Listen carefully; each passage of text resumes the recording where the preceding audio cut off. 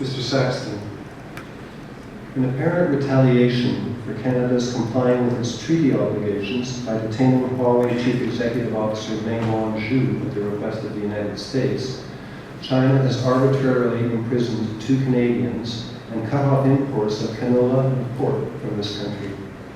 How should Canada respond? I lived in Asia for 8 years, and I know that when dealing with the Chinese, there's 2 things that are very important. First of all, they respect you when you talk from a position of strength and you stand up to them. And they also respect you when you allow them to save face. Now, we have the second largest trading partner is China with Canada, but we have a trade deficit with China.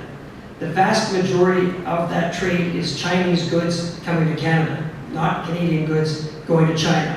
So we have some significant leverage with the Chinese. We haven't used it. We have not shown them that we're speaking from a position of strength. And we should be doing that. We should be speaking from a position of strength. They slapped on 3 tariffs. We should look at doing something in retaliation. That's how the Chinese respect you. But we also need to get our 2 Canadians out of jail. That is the most important. Unfortunately, right now, the Chinese are not even returning our Prime Minister's telephone calls. He has to talk to them through Donald Trump.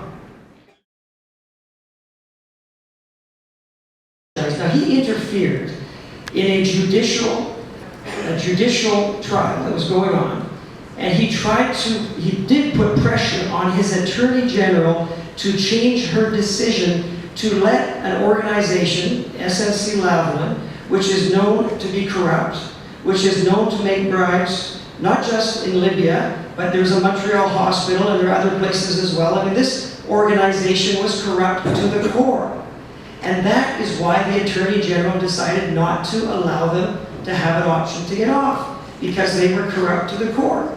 Instead, the Prime Minister decided to put pressure on the Attorney General. And when she refused, she was fired. That's the bottom line. Now, this is not a one-off situation, folks. Let's also remember Admiral Norman.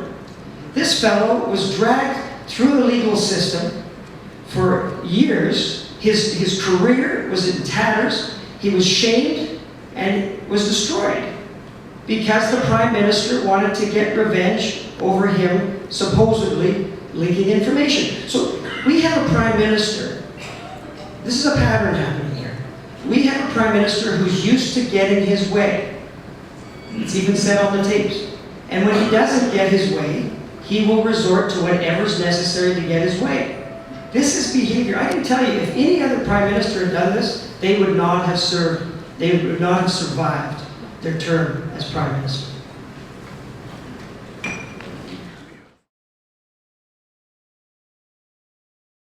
Which means continued government control over the supply of dairy goods, poultry, and eggs through production and import controls and pricing mechanisms. How do you reconcile an open free market on the one hand and supply management on the other? Well, that's a very good question. As somebody who studied economics, I find it very difficult to defend supply management from an economic standpoint.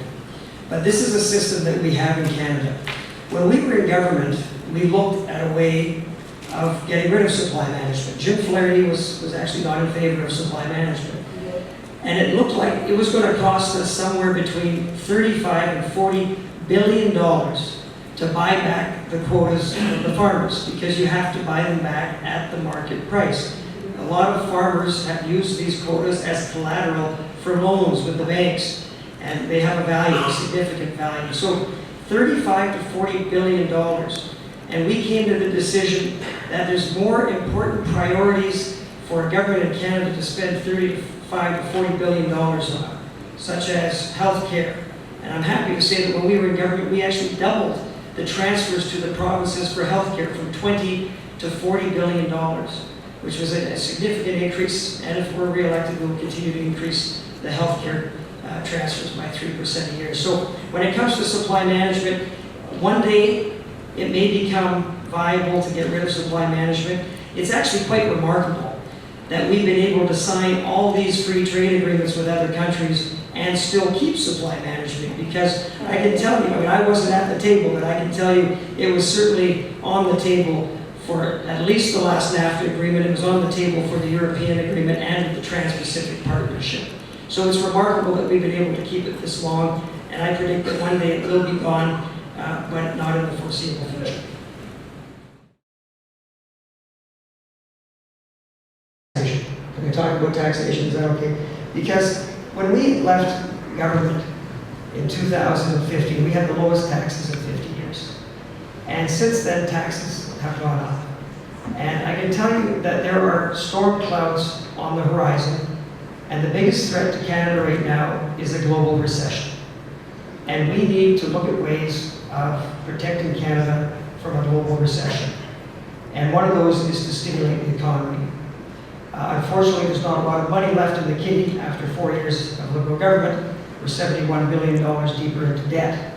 But there are ways for us to stimulate the economy, and so a Conservative government will introduce a universal tax cut for all Canadians, which will leave over $850 more in your pocket every year.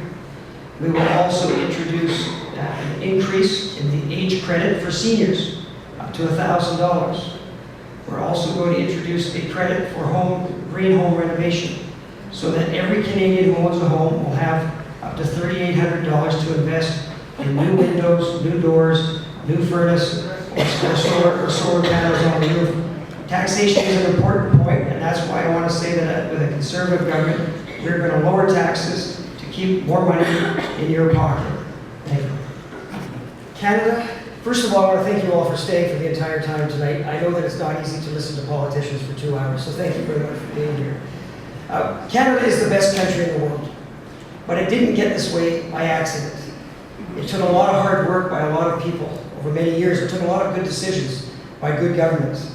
When we left office 4 years ago, Canada was the envy of the world.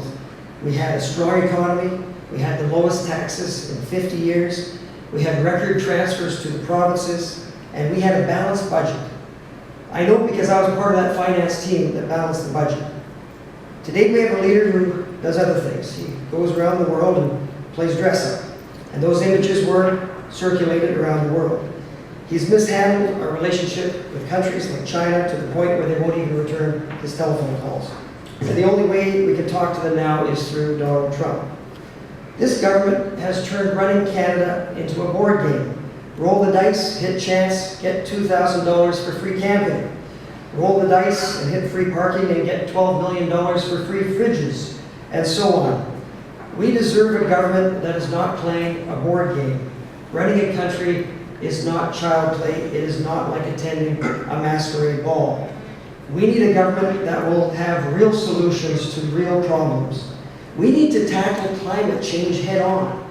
We need to deal with affordable housing and traffic problems here on the North Shore. We need innovative ways to deal with healthcare issues that are facing us.